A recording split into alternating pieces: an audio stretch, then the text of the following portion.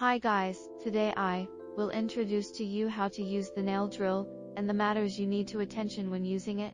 Okay, let's going to the topic. Firstly, we place the nail drill flat on the table. I'm gonna take this part and plug her in at the top. Here, there are two buttons on the top. This is a switch button. It can be rotated to adjust speed. The maximum speed can reach 35,000 rounds per minute.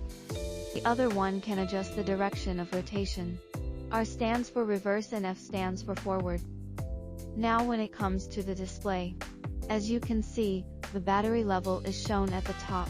This shows the speed, and this represents the direction of rotation.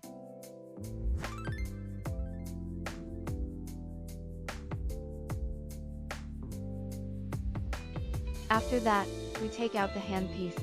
Before we turn it on, we must remove this pin. You got to turn her to the left until hearing a tick, that means unlock. And then, remove the pin. Keep unlocked, and push down your bits. You have to remember, don't insert your bit to the end, because it can protect the motor by reducing friction. So, push down your bit to the end, and then pull it out a little bit. Alright, then turn it back to the right until hearing a tick, again that means locked. Please make sure your handpiece has been locked before use it. Next, we will introduce the precautions and use of this product. When you are using this product, the product should be prevented from falling into the water, falling on the floor, being knocked down, damaging caused by external force, improper operation, and etc. When you insert the nail drill bit into the handpiece, do not insert it completely. Reserve a gap to avoid frequent friction and damage to the handpiece. This product could only operate after it is locked.